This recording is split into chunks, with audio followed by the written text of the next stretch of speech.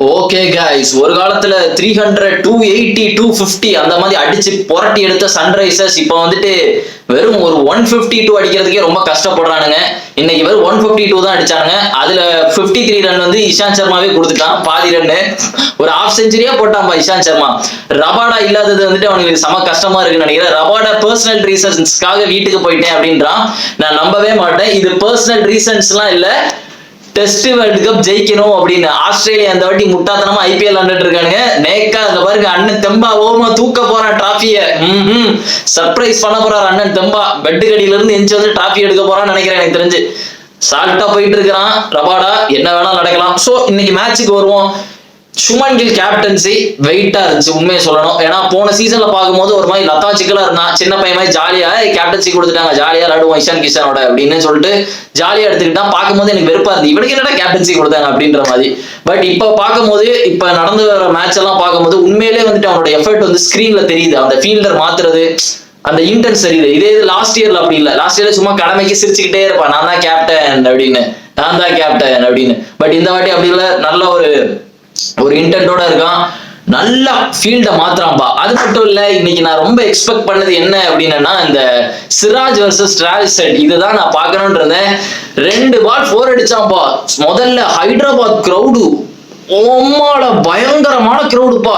Last இயர்ல இருந்து இந்த வருஷம் வர சரியான கிரௌடு கத்துறானுங்க. டிராவிஸ் ஹெட் எட்ஜில் 4 போறதுக்கு 2 4 அடிச்சான். அதுக்கப்புறம் அவுட் சிராஜ் டிராவிஸ் ஹெட்டுக்கும் ஒரு பயங்கரமான ஒரு இது இருக்குப்பா, ஒரு காம்படிஷன் செம்மையா இருக்கு. எனக்கு தெரிஞ்சவனுங்க 2 இது மாறி மாறி இது அவன் அடிக்கிறான், விக்கெட் எடுக்கிறான், சூப்பரா இருக்கு பாக்குறதுக்கு.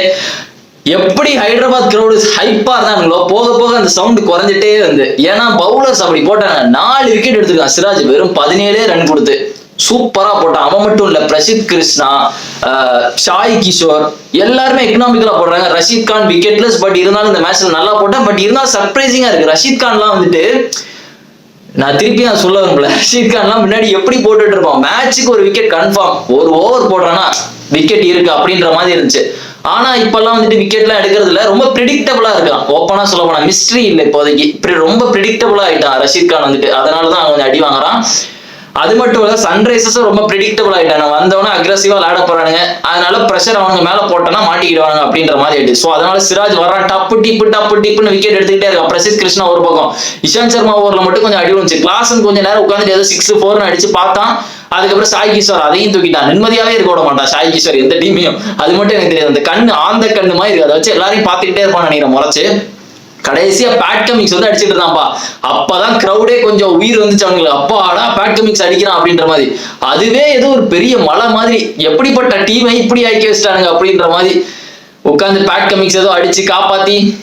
பட் பரவாயில்ல, பவுலிங் சூப்பரா போட்டானுங்கப்பா குஜராத். யாருதான் நல்லா போடல, இது இஷாந்த் சர்மாவை தவிர. இஷாந்த் சர்மா தான் ஒரு 53 ரன் கொடுத்துருக்கான். இஷாந்த் சர்மா எப்பவுமே ஃபர்ஸ்ட் ஓவர்ஸ் எல்லாம் நல்லா போடுவான். அதுக்கப்புறம் போக போக போக போக ஒரு மாதிரி நல்லா போடாத மாதிரி இருக்கு. மேபி அது ஏஜ்ன்னு நினைக்கிறேன். எனக்கு தெரிஞ்சு இந்த இஷாந்த் சர்மா ஒரு 2 ஓவர் கொடுத்தா இஷாந்த் சர்மா நல்லா போடுறான். அதுக்கு மேல அப்படின்னா சரி வர மாட்டேங்க இஷாந்த் சர்மாக்கு. பட் எனக்கு தெரிஞ்ச ஜிடி நல்லா தான் இன்னைக்கு பவுலிங் போட்டாங்க. எப்படி இருந்தாலும் ஒரு 4 பவுலர் நல்லா போட்டோம்னா ஒரு பவுலர் எப்படி அடிச்சுதான் ஆவானுங்க. அதுதான் வீக் லிங்க். ஸோ வேற வழியே இல்லை. இன்னைக்கு எல்லாருமே ஸ்ட்ரகிள் பண்ணானுங்க பேட்டிங்ல.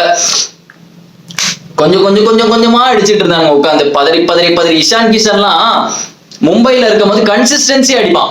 இந்த மாதிரி 100 அந்த மாதிரி எல்லாம் இருக்காது, கன்சிஸ்டன்சி அடிப்பான். ஒரு 37 42 25 ஒரு வருவான், ஒரு ஃபயரான ஒரு ஸ்டார்ட் கொடுப்பான், போயிருவான் ரோஹித் சர்மாவோட.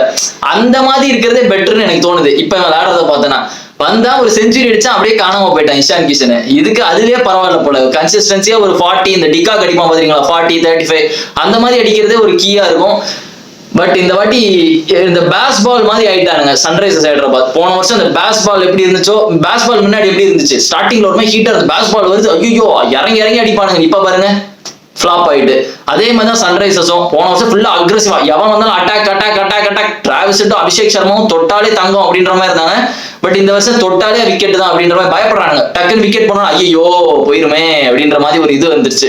ஸோ அதனால இன்னைக்கு ஸ்ட்ரகிள் பண்ணாங்க. பேட் கமிங்ஸ் ரொம்ப ஸ்ட்ரகிள் பண்ணிட்டு இருந்தா, பார்க்கும்போது எனக்கு தெரியுது எப்படி போடுறது அப்படின்றது. ஸோ பேட்டிங் பிடிக்க குஜராத் டைட்டன்ஸ் வந்தாங்க. சாய் சுதர்ஷன், சுமன் கில் வந்தானுங்க. ஃபர்ஸ்ட் ஒரு 5 ஓவர் செம்மையா போட்டான்பா பேட் கமிங்ஸும் முகமது ஷமியும். வேற லெவல்ல போட்டாங்க. முகமது ஷமில ரொம்ப இன்டென்ஸா போட்டான். எப்படியாவது நம்ம வந்துட்டு இந்த மேட்ச் ஜெயிச்சா அவங்க ஹோம் டவுன்ல அப்படின்ற மாதிரி பவுலிங் போட்டுட்டு இருந்தாங்க உட்காந்துட்டு. ஆனா அங்க உட்காந்துட்டு அவனுக்கு ஸ்ட்ரகிள் பண்ணானுங்க. ஃபர்ஸ்ட் எல்லாம் புளிஞ்சு எடுத்துட்டான் முகமது ஷமிலாம். அதுக்கப்புறம் சாய் சுதர்சன் அவுட் ஆயிட்டான் முகமது ஷமி பாலுக்கு. நான் இதுவரை சாய் சுதர்சன் வந்துட்டு அவ்வளவு சீக்கிரம் அவுட் ஆகலாம் நான் பார்த்ததே இல்லை. ரொம்ப நாள் ஆயிட்டு எனக்கு தெரிஞ்சு சாய் சுதர்சன் வந்துட்டு அவுட் ஆகிறதுக்கு. நான் முக்காவாசி நேரம் சாய் சுதர்சனை வந்துட்டு நாட் அவுட்ல தான் பார்த்திருக்கேன். நாட் அவுட்டோ இல்ல இம்பாக்ட் பிளேயரா வந்து குட்டி ரன்ஸ் அடிச்சுட்டு போறதோ இல்ல ஒரு பெரிய நாக்கு அடிச்சுட்டு அவுட் ஆகிறதோ நான் சாய் சுதர்சனை பார்த்திருக்கேன். நான் இதுவரை சாய் சுதர்சன் வந்து இந்த 1 டிஜிட் லெவல்லாம் அவ்வளோ அவுட் ஆகி நான் பார்த்தது இல்லை. சாய் சுதர்சன் எனக்கு ஞாபகமே இல்லை, என் மைண்ட்ல அது வரமாட்டேங்குது. ஸோ சாய் சுதர்சன் எடுத்துட்டாங்க. அதுக்கப்புறம் கமிங்ஸ் வந்து பட்லரை தூக்கிட்டான், duck out Butler. Okay pressure போட்டாங்க. அப்ப வந்தாருப்பா ஆறாவது ஒருத்தர், சிம்ரஜித் சிங் வந்தாரு. சிம்ரஜித் சிங் நான் கூட ரதர்ஃபோர்ட் அனுப்பி விடுவாங்கன்னு நினைச்சேன். நல்ல ஸ்மார்ட்டான ஒரு ரதர்ஃபோர்ட் அனுப்பி விட்டு தேவையில்லாம விக்கெட் இழக்கல. ஏர்லியா வந்துட்டு அவன் தூக்கி அடிச்சு அவுட் ஆகாம சிம்ரஜித் சிங் வந்தாரு. வாஷிங்டன் சுந்தர் வந்தான்ப்பா இன்னைக்கு, செம்ம அடி சிம்ரஜித் சிங். பவர் பிளேயோட லாஸ்ட் ஓவர் இருந்துச்சு, ஒரு 28 அந்த மாதிரி இருந்துச்சு. ஓகே பிடிச்சிடலாம் அப்படின்னு கம்மிங்ஸ் பார்த்தான். சிம்ரஜிட்ட எதுக்கு பாலை கொடுத்தான்னு தெரியல, இம்பாக்ட் பிளேயரை போட்டு வந்தான். 20 ரன், 2 4 2 6 சூப்பரா ஆடினாப்பா. முக்கியமா அந்த பேக்ல அட்டிப்பான் பாருங்க, ஒரு பிளிக் மாதிரி செமையா இருந்துச்சு. வாஷிங்டன் சுந்தர் அப்பா ஆடுறான் அப்படின்ற மாதிரி. சுமன் கில்லை விட வாஷிங்டன் சுந்தர் இன்னைக்கு ஃபாஸ்டா விளையாடிட்டு தான். பட் ஒரு சைடு ஒரு கேப்டனா சுமன் கில் வந்துட்டு கொஞ்சம் பொறுமையா லேண்ட் பார்ட்னர்ஷிப்பை பில்ட் பண்ணிட்டே இருந்தான். அந்த சைடு வாஷிங்டன் தான் கொஞ்சம் ஃபாஸ்டா விளையாண்டுட்டு இருந்த மாதிரி இருந்துச்சு. பட் இந்த கமிந்து மெண்டிஸ் பையல பாத்தீங்களா, 2 கையாலலாம் பவுலிங் போட்டுட்டு இருந்தான். நான் ஒரு மேட்ச்ல கவனிச்சேன், 2 கையாலலாம் பவுலிங் போட்டுட்டு இருக்கான். யாரா இவன்? ரைட்லயும் பவுலிங் போடுறான், லெஃப்ட்லயும் பவுலிங் போடுறான். ஃபியூச்சர்ல இந்த மாதிரிலாம் வரும்னு நினைக்கிறேன். எல்லா பவுலர்ஸும் வந்துட்டு ரைட்லயும் போடலாம் லெஃப்ட்லயும் போடலாம் அப்படின்ற மாதிரிலாம் வரும்னு நினைக்கிறேன். போன மேட்ச்ல வந்துட்டு டோனி ஆடினாரு டிசியில வந்துட்டு 2 பேட் வச்சுட்டு ஆடிட்டு இருந்தாரு. உட்காந்து ஒரு கையில ஒரு பேட்டு இன்னொரு கையில ஒரு பேட்டு. விஜய் சங்கர் 3 பேட்ல விளாண்டுட்டு இருந்தான். இங்க ஒரு பேட்டு இங்க ஒரு பேட்டு, வாயில ஒரு பேட் வச்சு விளாண்டுட்டு இருந்தாங்க. டிசியில உட்காந்து 2 பேரும் அடிச்சு விளாசிட்டு இருந்தானுங்க. ஆனா இப்ப வந்துட்டு கமிந்து மெண்டிஸ் 2 கையில பவுலிங் போட்டுருந்தா இம்ப்ரெசிவா இருந்துச்சு பாக்குறதுக்கு. சோ நல்லா தான் போட்டாங்க. ஆனா இன்னொரு மேட்ரு, இந்த வாஷிங்டன் சுந்தர் கேட்சுக்கு வரேன். டேய் அது அவுட் ஆடா, பாக்குற நீங்களே சொல்லுங்க, பாக்குற நீங்க கமெண்ட்ல சொல்லுங்க, அது அவுட் ஆகும் உங்களுக்கு. நான் தெளிவா பார்த்தேன், என்ன பொறுத்தவரை அது அவுட் இல்ல. பால் வருதுன்னா கை கீழே இருக்கணும், பின்னாடி இருந்துச்சு கை. என்ன பொறுத்தவரை அது அவுட் இல்ல. அவன் ஒரு 50 போட்டிருப்பான், அதை கெடுத்து விட்டான். அந்த நிதின் மேனன் ஃபர்ஸ்ட் ஒரு ஆங்கிள் காமிச்சாங்க தெரியுமா, அதுதான் பெர்ஃபெக்டான ஆங்கிள். ஒரு லெஃப்ட்ல ஒரு ஆங்கிள் காமிப்பாங்க, அதுதான் பெர்ஃபெக்டானது. பாலுக்கு பின்னாடி கை இருக்கும், பால் பட்டு பின்னாடி கை இருக்கும், நாட் அவுட். அது இன்னொரு ஆங்கிள் பாப்பாரு, ரைட்டுப்பா அவுட்டுப்பா, ஃபிங்கர் வந்து பால் அண்டர்ல தான் இருக்குது, அவுட் அப்படின்ட்டு மிஸ் ஆயிட்டு. அதுக்கப்புறம் சுமன் கில் போயிட்டு பஞ்சாயத்து பண்ணிடுவான், ஐயோ என்னையா பார்த்துட்டு இருக்கீங்க கிழட்டு பயிர்களா அப்படின்னு. ஸோ இதை மட்டும் பார்க்கணும்ப்பா, கொஞ்சம் ஒழுங்கா பார்க்கணுமே. அது நல்லா தெரியுது, பால் வந்துட்டு லைட்டா பவுன்ஸ் ஆகுது, கை பின்னாடி இருந்து பவுன்ஸ் ஆகிட்டு போறது, அதெல்லாம் தெரியுது. ஏன் இப்படி பண்றாங்கன்னு தெரியல. ரொம்ப லத்தாஜிக்கலா ஈஸியா விட்டுறானுங்க, விக்கெட்ஸ் மேன் ஈஸியா விடுறீங்க. ஸோ அதுக்கப்புறம் ரிதர்ஃபோர்ட் வந்தான். சரி ரிதர்ஃபோர்ட் வரானா, நாங்க வந்துட்டு அபிஷேக் சர்மா போட்டு இறக்குறோம். நாங்க அபிஷேக் சர்மா பால்ல 4 4 அடிச்சு ரிதர்ஃபோர்ட் மரியாதையே எடுத்துட்டான்ப்பா. அபிஷேக் சர்மாவோட அவராவே போயிட்டானா. ரிதர்ஃபோர்ட் அவன் அடிக்கிறான். ரிதர்ஃபோர்ட் 6 ஹைதராபாத் ஸ்டேடியம் மேல போய் விழுந்துரும் போல, அந்த மாதிரி அடிக்கிறான். சோ அதுக்கப்புறம் ஈஸியா முடிச்சிட்டானுங்க. அவங்க டீம்ல யார் பவுலிங் நல்லா போட்டா அப்படின்னா ஷமி அண்ட் கமிங்ஸ் 2 பேரும் தான். அதாவது ஷமி 2 பேரும் மாஸ்டர்ஸ் எனக்கு தெரிஞ்சு பவுலர்ஸ்ல. அதனால 2 பேரும் பேசிக்கிட்டானுங்கள, மாப்பிள நம்ம பவுலிங் போட்டாதான் உண்டு, இவனுங்களை ஒரு பையனை நம்ப முடியாது இன்னைக்கு அப்படின்ற மாதிரி தான் இருந்து. சோ இன்னைக்கு அவனுக்கு மட்டும் தான் நல்லா போட்டானுங்க 2 பேரும். பட் மற்றபடி குஜராத் புடிச்சிட்டானுங்க வேற லெவல்ல. சுமன் கில் கேப்டன்சி இருந்து, அது மட்டும் இல்ல ஆஷிஷ் நெஹ்ராவோட கோச்சிங்ஸும் அதுவும் நல்லா இருந்துச்சு. ஆஷிஷ் நெஹ்ரா யாரு கூட இருக்காரோ ஒரு இது இருக்குதுப்பா, பயங்கரமா இருக்குது. சோ இந்த மேட்ச் ஈஸியா ஜெயிச்சிட்டாங்க. குஜராத் வந்துட்டு ஃபயர்ல போயிட்டு இருக்காங்கப்பா. பிளே ஆஃப் போறதுக்கு நிறைய சான்ஸ் இருக்கு. இந்த டீம் வந்துட்டு கண்டிப்பா பிளே ஆஃப் போயிரும் எனக்கு தெரிஞ்சு, நல்லா ஆடுறாங்க. சோ நெக்ஸ்ட் நாளைக்கு நடக்கிற மேட்சை பத்தி பேசுவோம். RCB versus MI. Bumrah is back. கரெக்டா ஆர்சிபி மேட்ச் வரான்ப்பா. ரோஹித் சர்மாவும் நாளைக்கு வரான், பும்ரா வரான். பட் லத்தாஜிக்கெல்லாம் எடுக்கக்கூடாது. பும்ரா வந்துட்டு இன்ஜுரியில இருந்து தான் வரான், அதனால ஈஸியா போடுவானு. எப்பெல்லாம் வந்துட்டு பும்ரா அந்த மாதிரி ரெஸ்ட் விட்டு வரானோ, பும்ரா வந்துட்டு மத்த பவுலர் மாதிரி கிடையாது, லைட்டா ஒரு ரிதம்காக போடுறேன் அப்படின்ற மாதிரி. வந்தா நான் சாம்பியன்ஷிப் மென்டாலிட்டியை காமிக்க தான் வருவேன், ஆர்சிபி ஸ்டம்பை தூக்க தான் வருவேன் அப்படின்ற மாதிரி வரான். அது மட்டும் இல்ல வாங்கரையில தான் விளையாட போறாங்க, அவங்களோட ஹோம் டவுன். லாஸ்ட் மேட்சுக்கு நிறைய கிரிட்டிசிசம் இருந்துச்சு ஹர்திக் பாண்டியாக்கு. எப்பெல்லாம் ஹர்திக் பாண்டியாக்கு இந்த மாதிரி லைட்டா இதாகுதோ எப்பவுமே அடுத்த மேட்ச் ஜெயிச்சிருவான். எனக்கு தெரிஞ்சு மும்பை ஜெயிக்க நிறைய சான்ஸ் இருக்கு. பட் ஆர்சிபி செம ஸ்ட்ராங்கா இருக்கானுங்க. நான் பும்ரா வராங்க அப்படின்னு எனக்கு தெரிஞ்சு நான் எப்பெல்லாம் கான்பிடண்டா சொல்றேனோ அப்பெல்லாம் ஏதாவது நடந்திருந்தது அந்த டீமுக்கு. நான் எப்பெல்லாம் நினைக்கிறேன் எனக்கு ஏதோ இவங்க ஜெயிச்சிருவாங்கன்னு நினைக்கிறேன், இவன் பவுலிங் போட்டுருவான்னு நினைக்கிறேன், சிராஜ் ஆர்சிபி நல்லா பவுலிங் போடுவான்னு நினைக்கிறேன் அப்படின்லாம் இப்பெல்லாம் சொல்றேனோ அன்னைக்கெல்லாம் புரட்டி எடுத்துடுறானுங்கப்பா, போட்டு வேற லெவல்ல போடுறானுங்க எப்பெல்லாம். அதே சிஎஸ்கே மேட்ச் கரெக்டா இருக்கும்பா. சிஎஸ்கே மேட்ச் நம்ம தெனாவட்டா சொல்லலாம். டோனி 2 பேட்டை வச்சுதான் ஆடுவாருன்னா ஆடுவாரு உட்கார்ந்துட்டாங்க. ஸோ இதெல்லாம் நடந்துச்சு. மேட்சுக்கு வருவோம். Mumbai versus RCB. ஸோ நாளைக்கு வந்துட்டு பும்ரா இருக்கிறது தான் பெரிய ஒரு பீக்கா இருக்கும் போது பும்ரா போல்ட் தீபக் சார் முடிஞ்சிச்சே, இது முடிஞ்சிச்சடா, இது முடிஞ்சிச்சே, இது பும்ரா போல்ட் தீபக் சார் இது போதுமாடா. அங்க பாத்தீங்கன்னா அங்கேயும் ஸ்ட்ராங்கானதான் புவனேஸ்வர், ஜாஸ் ஹேசல்வுட், எஸ் தயார். என்ன ஸ்பின்னரை மட்டும் எட்டி கூட பாத்துறாங்க. சுயேஷ் சர்மான்னு ஒருத்தன் வருவான், அவனை அங்கேயே உட்கார சொல்லுங்க. நான் ஏற்கனவே சொல்லிட்டேன், ஸ்வப்னல் சிங்க உள்ள கூட்டுவாங்கடா. போன வருஷம் அந்த ஆள் நல்லா போட்டாரு, உள்ள கூட்டுவாங்கன்னா கூட்டே வர மாட்டேங்கிறானுங்க. ஸ்வப்னல கண்ணில் காட்ட மாட்டேங்கிறாங்க. எவனோ ஒருத்தன் இருப்பான், அவனை கூட்டு வருவானுங்க. அவன் பேர் என்ன, ரஷிக்குன்னு ஒருத்தனை கூட்டு வராங்க. என்ன அவன் போடுறான்னு எனக்கு தெரியல. எதுக்கு இப்ப ரஷிக்க கூட்டு வரீங்க? ரைட் ஆம் குயிக் பவுலர் அப்படின்னு ரஷித்தை கொண்டு வரீங்களா? எதுக்கு அந்த ரஷிக்க கொண்டு வரீங்க? ஸ்வப்னலுக்கு கொடுங்க, ஆல்ரவுண்டர், பேட்டிங்கும் பிடிப்பாரு, பவுலிங்கும் நல்லா போட்டாரு. லாஸ்ட் இயர் திடீர்னு இந்த ஆர்சிபி ஒரு டேர்ன் பண்ணானுங்க தெரியுமா? டக்குன்னு வந்துட்டு சிஎஸ்கே அடிச்சு விட்டு பிளே ஆஃப்ல வந்து அவங்களும் தோத்துட்டானுங்க. அதே மாதிரி அதனால ஸ்வப்னல் சிங்க உள்ள கொண்டு வந்து ஒரு ட்ரை பண்ணி பாருங்க இந்த சுயாஷுக்கு பதிலாக. எனக்கு தெரிஞ்ச அவர் நல்லா போடாரு, ஆதி காலத்துல இருந்து இருக்காரு அந்த மனுஷன். சான்ஸ் கொடுங்க மேன், ஏதாவது பண்ணுங்க.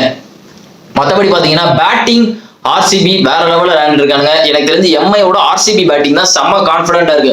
என்னதான் எம்ஐ பேட்டிங்கை பொறுத்தவரை நான் சொல்றேன் பாருங்க, எம்ஐ ரோஹித் சர்மாவுக்கு மட்டும் மாட்டிச்சுன்னா அந்த மேட்சே வேற மாதிரி ஆயிரும். ரோஹித் சர்மா மாட்ட மாட்டேங்குது. ரோஹித் சர்மாவும் லைட்டா இந்த மாதிரி தான் ரொம்ப கிரிட்டிசிசம் ஆயிட்டு ஒழுங்கா விளையாடல அப்படின்ற மாதிரி எல்லாம் இருக்கும் போது ரோஹித் சர்மா எப்பவுமே வந்துட்டு டக்குன்னு ஏதாவது ஒன்று ப்ரூவ் பண்ணுவான். முன்னாடி இருந்து நம்ம பார்த்துருக்கோம் ரோஹித் சர்மாக்கு எப்பெல்லாம் கிரிட்டிசிசம் அதிகமாக வந்து டக்குன்னு ஒரு 200 போட்டுருவான், இல்லை ஒரு செஞ்சுரி போட்டுருவான், ஏதாவது ஒரு இம்பாக்ட் கொடுப்பான். அந்த மாதிரி எனக்கு இந்த மேட்ச்ல நடக்குமோ அப்படின்னு தோணுது. அது மட்டும் இல்ல, பேட்டிங் பொறுத்தவரை ஆர்சிபி ஸ்ட்ராங். நான் சொன்ன மாதிரி மும்பைக்கு ரோஹித்துக்கு கிளிக் ஆயிட்டுனா வெயிட்டை கொடுத்துருவானுங்க. அங்க வில் ஜாக்ஸ், ரிங்கிள்டன்லாம் அடிக்க ஆரம்பிச்சுன்னா நல்லதுதான். எல்லாருமே நல்ல பிளேயர் தான் எனக்கு தெரிஞ்சு. திலக் வர்மா, சூரியகுமார் யாதவ். பட் போன மேட்ச்ல வந்துட்டு சூரியகுமார் யாதவ் வந்துட்டு திலக் வர்மா வந்து ரொம்ப ஸ்லோவா ஆடினா.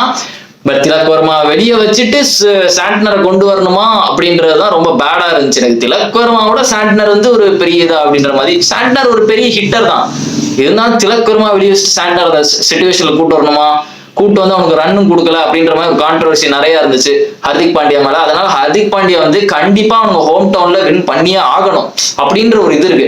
பட் அங்க ரஜத் பட்டிதாரோட கேப்டன்சி வந்து உண்மையிலேயே நல்லா இருக்குது. சொல்ல போனோம்னா லாஸ்டா வந்துட்டு இந்த குஜராத்தோட ஆடும்போது கூட ஆர்சிபி வந்து தோத்தானுங்க, ஆனா நல்லா விளையாண்டு தான் தோத்தானுங்க. இதே இது பழைய ஆர்சிபியா இருந்தான்னு வச்சுக்கோங்களேன், அசிங்கமா தோப்பானுங்க. அந்த டக்குன்னு விக்கெட் போச்சு தெரியுமா ஆர்சிபில, 80க்கு ஆல் அவுட் ஆயிருப்பானுங்க, இல்ல 50க்கு ஆல் அவுட் ஆயிருப்பானுங்க, 90க்கு ஆல் அவுட் ஆயிருப்பானுங்க, இந்த மாதிரி ஆயிருப்பானுங்க. பட் டக்குன்னு புடிச்சிட்டானுங்க பாருங்க, ஒரு 160 தாண்டிட்டானுங்க. லிவிங்ஸ்டன் நின்னுட்டான், ஜித்தேஷ் ரெண்டு அடிச்சிட்டான், டிம் டேவிட் அடிச்சிட்டான், அந்த மாதிரி நிக்கிறானுங்க. அந்த இது கொஞ்சம் எனக்கு பிடிச்சிருக்கு. ஆர்சிபில கொஞ்சம் புதுசா இருக்கு. ஆர்சிபில ஒரே ஒரு வீக் லிங்க் என்னன்னா அவங்களுக்கு ஸ்பின் பவுலர் கிடையாது. மற்ற எல்லாமே நல்லா இருக்கு. Batting, middle order batting, opening batting, ending, fast bowlers எல்லாமே. ஸ்பின்னர்ஸ் மட்டும் தான் அடி வாங்குது. ஆனா மும்பைக்கு என்னன்னா பவுலிங் எல்லாம் இருக்காங்க, ஆனா கிளிக் ஆகணும். அவங்களுக்கு என்னன்னு தெரியல, அவனுக்கு பிரச்சனையே வந்துட்டு இன்டென்ட்டோட ஆட மாட்டேங்கிறானுங்க. ஓப்பனர்ஸ் நல்லா ஆடாட்டியும் மேட்சை போன மேட்ச்ல வந்துட்டு மும்பை வந்து ஓரளவு கொண்டு வந்துட்டானுங்க. சூரியகுமார் வந்துட்டு லைட்டா கொண்டு வந்துட்டான். அதை ஏன் திருப்பி ஸ்லோ பண்ணானுங்கன்னா தெரியல. அதுதான் இந்த மேட்ச்ல பண்ணிட்டு இருக்கானுங்க. உட்காந்துட்டு சிஎஸ்கேவும் அதான் பண்றானுங்க. நீங்க எல்லாம் யோசிக்கலாம், இவ்வளவு ரன் இருக்கு எப்படி அடிப்பாங்கன்னு யோசிக்கலாம்.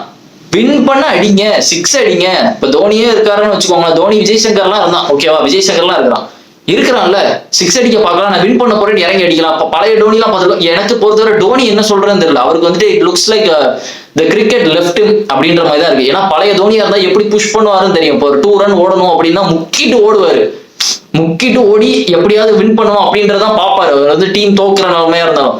ஆனா it looks like he is enjoying cricket right now. ஏன்னா இதுதான் எனக்கு தெரிஞ்சு அவரோட கடைசி சீசன் நினைக்கிறேன். இதனால ஃபீல் பண்ண முடியுது. இதுக்கு மேல டோனி ஆட மாட்டாரு, கனவுல கூட நினைக்காது. இதுக்கு மேல டோனி வந்து ஆட மாட்டாரு அடுத்த சீசன்ல லேண்டனா விளையாட மாட்டாரு. அதனால யோசிக்காதீங்க. ஏன்னா அவரோட பேரண்ட்லாம் வந்து பாக்குறாங்க, மேபி எல்லா மேட்சும் வருவாங்க நினைக்கிறேன். சென்னையில நடக்கிறது இது வந்துட்டு ஒரு சைன் கொண்டு வருது. சொல்ல போனோம்னா டோனி வந்து ரிட்டையர் ஆக போறாரு, தான் பையன் மேட்ச்ல லாஸ்டா வந்துட்டு பார்க்க வராங்க டெய்லி. இதை பார்க்கும்போது டோனி வந்து உண்மையிலே என்ஜாய் பண்ணி விளையாடுற மாதிரி இருக்கு. இப்ப இந்த மனுஷன் என்ஜாய் பண்ணிருக்காரு. இத்தனை நாள் வந்துட்டு ப்ரெஷரா வந்துட்டு கேப்டன்சி ப்ரெஷர், ஜெயிக்கணும் அப்படின்ற மாதிரி ப்ரெஷர்ல இருந்து இப்ப டீமும் கேவலமா விளையாடுதா. இது ஒரு நல்ல யூஸா போயிட்டு இவர் வந்துட்டு ஜாலியா விளையாண்டு போயிட்டு இருக்காரு உட்காந்துட்டு. சோ அது அதுதான் வின் பண்ண பார்க்கணும் மும்பை பொறுத்தவரை. பட் வாங்கரையில ஆடுறானுங்க, சப்போர்ட் இருக்கும் போது எப்பவுமே மும்பை நல்லா பண்ணணும். வாங்கரையில இருக்கும்போது மும்பை தான் எப்பவுமே பேய் மாதிரி இருப்பானுங்க. சோ மும்பை பக்கம் தான் மொமெண்டம் இருக்கு. மெயினான ரீசன் பும்ரா தான். பட் மும்பையை மட்டும் அடிச்சிட்டானுங்கன்னு வைங்களா, ஆர்சிபி வேற லெவல், எனக்கு தெரிஞ்சு வேற லெவல். சோ பாப்போம். நீங்க உங்களோட இதை சொல்லுங்க, யார் ஜெயிப்பா அப்படின்னு சொல்லுங்க. நீங்க சுமன் கில் கேப்டன்சி பத்தி என்ன நினைக்கிறீங்க, என்ன தப்பு நடந்துட்டு இருக்கு மும்பைல, என்ன மாத்தலாம் அப்படின்னு கமெண்ட் செக்ஷன்ல போடுங்க, நான் பாக்குறேன். ஓகே, சோ வீடியோக்கு லைக் போடுங்க, சேனல் சப்ஸ்கிரைப் பண்ணுங்க. உங்களோட கிரிக்கெட் ஃபேன்ஸ் எவனாவது இருந்தா அவனுக்கு வீடியோ ஷேர் பண்ணுங்க, அவனையும் சப்ஸ்கிரைப் பண்ண சொல்லுங்க. அப்பதான் நான் போடுற கிரிக்கெட் கண்டென்ட் எல்லாம் வந்துகிட்டே இருக்கும். Okay guys, see you in the video and remember it, always be on top. Cheers.